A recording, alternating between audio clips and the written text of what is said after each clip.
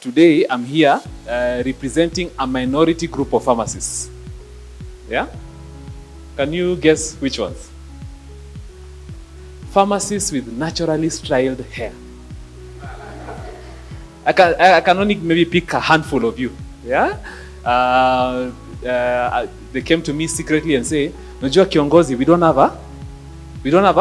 a leader. We don't feel like we are represented in PSK governance structure."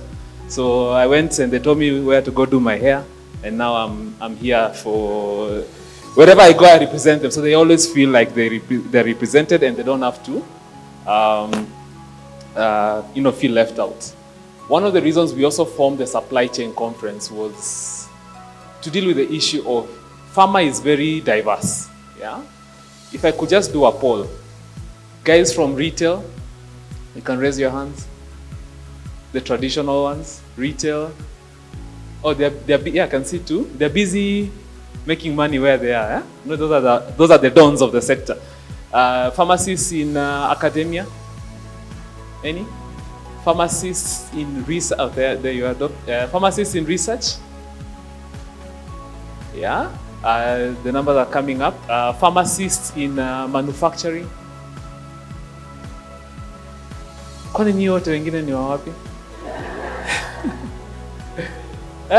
Ajira wako wapi hao?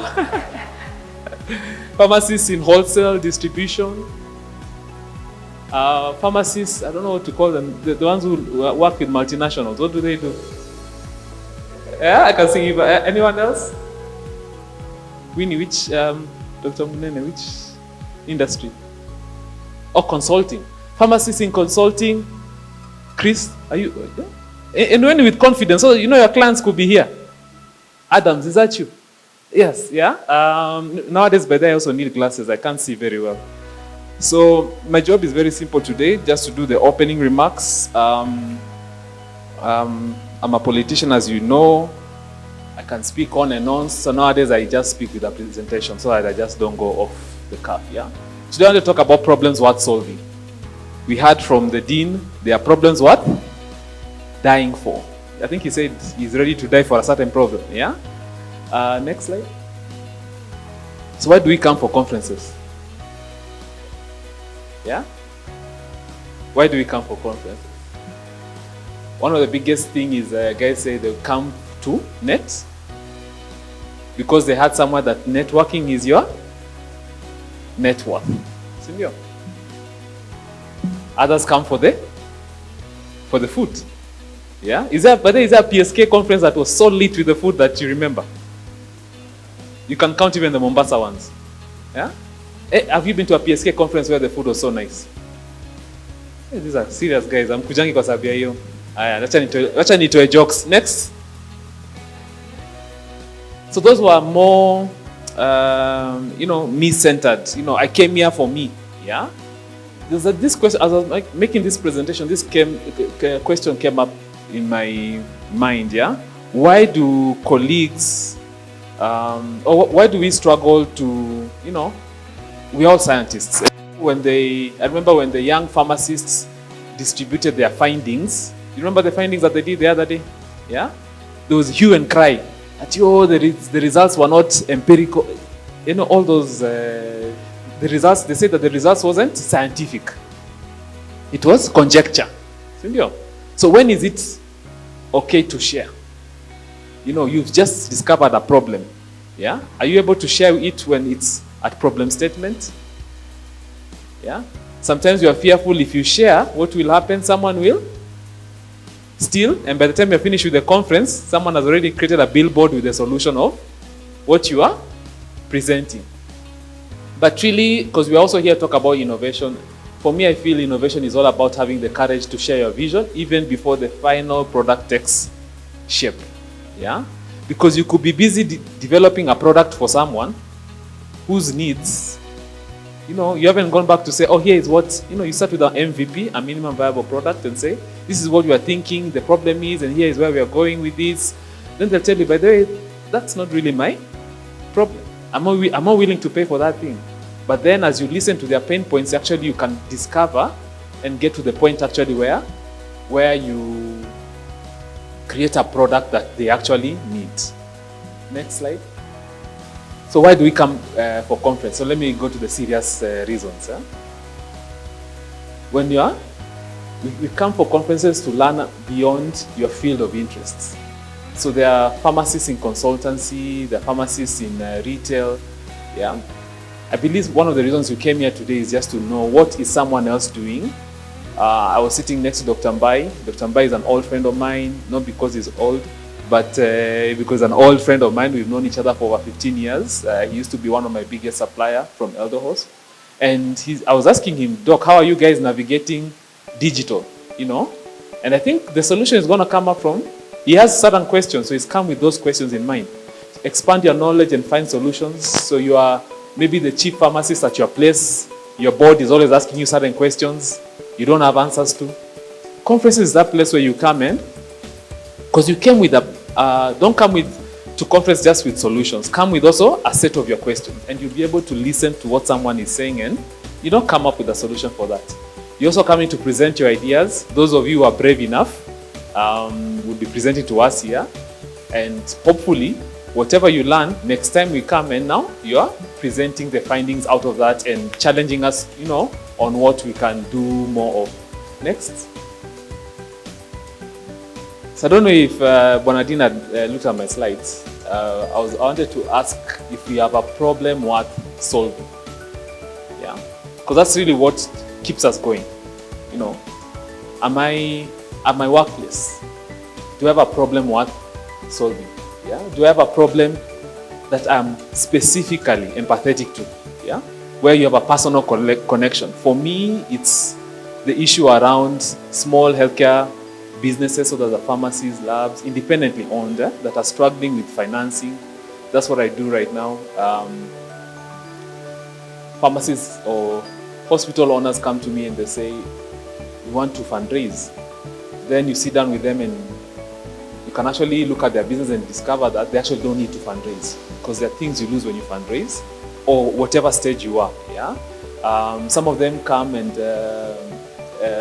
whenever someone comes with a question of financing, they know me because maybe I fundraised before and my story is public. But when they come to me, they think the problem is fundraising. But then as you sit and discuss, you actually find that the problem is beyond. And I'm able to know that because I am close to the problem. The young pharmacists over the last few weeks were discussing a problem. What was the problem? Anyone remember? Unemployment. Yeah? Some of you here have jobs and you have a good career projection. So is that close to your mind? Unemployment. Yeah? But it's closer to the person who's closer to the problem. So if you're trying to look for a problem worth solving, you need to look at where is this I am that is close to the nerve center of that problem. Who benefits from when I respond to that problem? So there's a lot of introspection required. Yeah? Who is, because if you're coming to solve a problem, it could be your boss, it could be, if it's not internal, it could be external. It could be that small healthcare business that needs a credit line, but they're wondering where to get that from. Yeah, that's why I exist. Yeah. What questions are you coming in with so that you're able to explore? So, you came for this conference, you must have questions so that you just don't meander and came in and had the food and networked and exchanged cards and left. You actually came in and with questions and even listened and found out, oh, this person has a need or I can respond this way. And finally, questions, needs, gaps that you're living with, yeah, so that you can go and bring in your all problem-solving skills and to be able to respond to that. So, wangapi wako na problem worth solving? Yeah, you're coming in with a problem worth solving. Look at those hands. Those are the guys you need to also look out for. But also, as you're looking, also some of the problems could be unspoken. Yeah, even yourself could be having an unspoken problem. So just with that open mind, and that's why we created this conference actually. Yeah, because we know not all of you want to go to Mombasa. Yeah, some of you go to Mombasa saying maybe the conference is too scientific. Maybe you're a bit dealing with issues around structuring debt in a business performance, things like that. Yeah, and that's why we're here with trade and things around supply chain to address all kind of problems. Next slide. So last conference, Bao said what the theme was. Can anyone remember what the theme? You can just shout it out. Last conference, he said, the last supply chain conference, he said it was themed after some finance. Yeah. And I remember coming for that conference, and because I've been working with private equity and venture capitalists, just helping them, look at healthcare businesses. And I was also, when coming in, I was also helping. I remember in that group, I actually even brought young pharmacists who we've invested in their businesses as startup pharmacies.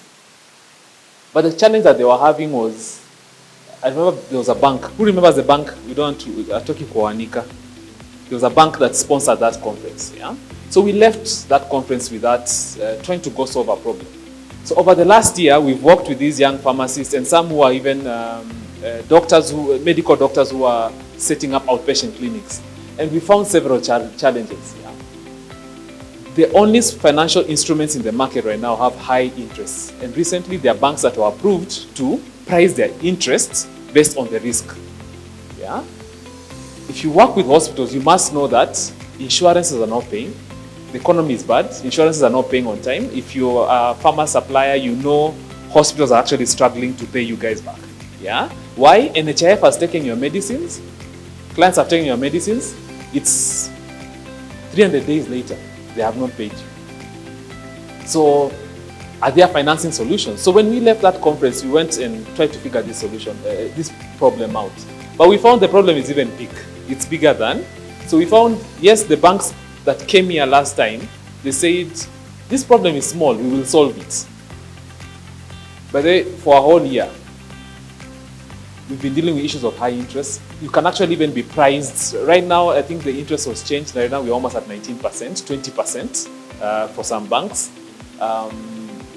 There's no moratorium. So if, for example, you are starting a pharmacy or a hospital, you are expected to start paying from that month. Yeah. So low unto you if you didn't have any savings. There's delayed disbursement. They say, this thing is so fast to do. There's actually a client we've been working with since October. They got an offer letter October last year. To date, they haven't yet gotten the money. It's just about, we need to, and even before they give you the money, let me go to the last point. They require either you have cash upfront to guarantee or property. I think that's why Elder Horse built a big property in Westland so that they can manage their cash flows with. Because if you don't have a property, how else will they give you money as a bank? But you're a young pharmacist who's unemployed and you've come together and you're putting your savings, but the bank can't see you as a client. Yeah? They give you insufficient amounts. Not only does it delay, but when the amount comes, it's not enough. So you have the problem of undercapitalizing. And that's actually one of the biggest things that kill businesses. There's a pharmacist and his wife, they started a pharmacy in 2019, yeah, around mid 2019. By mid 2020, was that pharmacy still there? Yeah, it wasn't. Why? COVID came. They had undercapitalized. They didn't want to borrow, so they were trying to sell some properties that they had, fixed assets. You know the way you nunua shamba Isinya and wherever, then the day you need it, you can sell and get the money. Yeah, they got a client to buy the land, yes, but the payment plan was over a year. So by the time COVID came, it couldn't wait for the payment plan. Yeah, so they actually decided to just close that business. It's a convoluted structure. There's a client who actually has 3 loans, so they needed like 20 million, yeah, to run an outpatient facility. So they have a 1.5 short-term car guaranteed loan, yeah, where it's been discounted like 60% or something like that. They have a equity release on a property loan, again discounted. If you know you have property, even if you're saying your property is worth 1 million, it will be discounted. Yeah. They also have another unsecured facility, a payment slip, a pay slip. Those of you, wangapi wako na pay slip hapa? Wangapi ni jua kali kama mimi? Watu wa consultant I think ni jua kali pia. Tuko same WhatsApp group please, yeah? So you find that you have to do all this, don't know if that's the word, gerrymandering. You know, you have to do all this gymnastics to be able to structure that. So is there a better way?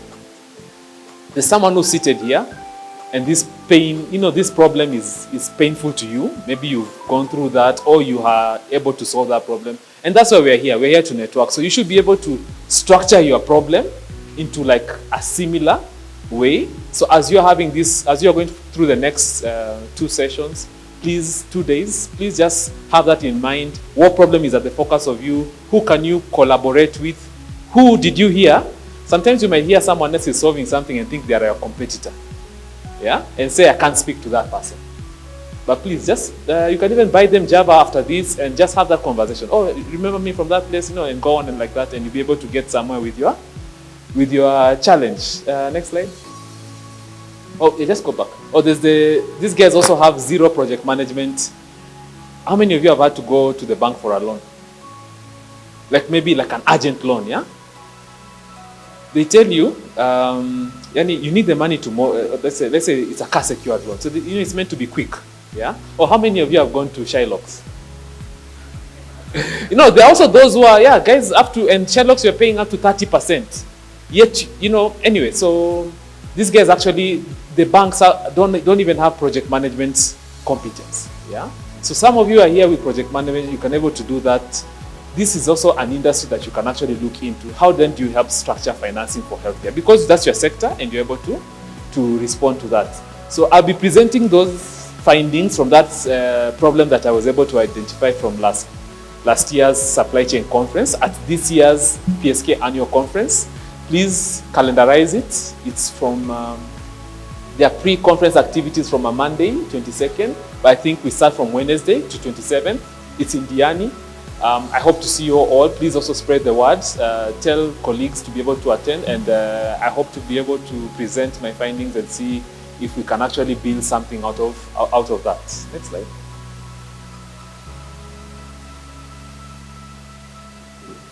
So you're trying to respond to a problem. There's some statistics I came through in the course of trying to solve that problem that I'd like to share with you. They might mean something to you where you are. You know, Africa is this big market. I couldn't find a more better image for Africa, but I like this one for East Africa. Africa has how many people? 1.4 billion people, yeah? Its healthcare industry is around 260 billion annually, yeah? Projected to be that by 2030. And it's projected to create 6 million jobs in the continent. How many jobless pharmacists, medics, and dentists are there in the country? Huh? I don't think in Africa. How many is it? It's projected to create 16 million jobs. Yeah. So is there? I'm trying to sort of cast our hope and see if you can look at this data and see what can it do in my local setup where I am, yeah? Because that's how you respond to challenges. East Africa has almost 500 million citizens. This is important for me because 30% of healthcare in Africa is delivered through private sector, yeah? And the rest by governments and NGOs. Of the 30%, almost 80% are small, medium healthcare enterprises. That's your mom and pop shop, you know, pharmacy, someone set up a clinic, you know, someone set up a hospital, independently owned. We're not talking about chains, yeah? So majority of healthcare is provided through independently owned facilities. And even if you look at data, if you're a wholesaler, you'll be able to see your clients. The chains are just so very few, yeah? They might be producing a significant turnover, but also if you look at the independents as a group, they're actually a big block, yeah?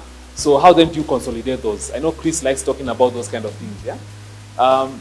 So that's really important. Something, I don't know if you caught it when Nyabero said, I don't know if it was Nyabero said something, that NGO funding is, the dean I think is the one who said, the NGO funding is going down, yeah? And that's true. So there's a decline in the investment by African governments and NGOs in healthcare because expenses keep growing and government keeps reducing. NGOs want more sustainability. So who's going to respond to that gap? There's almost Gavas in Africa are spending into healthcare infrastructure $4.5 billion per annum, yet there's a need of 26 billion. So that gap, who's going to meet that gap? Or who should meet that gap? From the previous point, who should be able to respond? Private sector. Yeah? Who majority is who? Independently owned providers. So how then do you, as problem solvers here, how can you use that and create a solution? Are you angry enough by, whatever you're seeing? I think the dean was very angry. He's so passionate. He says, oh, we are first world. Yes, but when you go down there, you find someone is dying from a medicated-related problem. Yeah, they have been taking Lasix as the only hypertensive medicine for the rest of their life for the last 10 years. Now they have a leg amputated and things like that. Yet there's a pharmacist in that locality who's unemployed, who's not visible to them. Yeah. So how then can we use this and localize it from where we are and create solutions that then become businesses? Yeah. That are able to be sustainable. Because as Gava and NGO reduce their investment, we have no choice. We have to increase, or else we can't just complain about government having to employ, yet we are the ones with the skills and the network. Actually, some of us were educated with government, by government. So if we are the ones who are there, how are we meant to respond? And whose hand should you be working with? What questions should you be asking for so that you're able to have the right response? Next slide.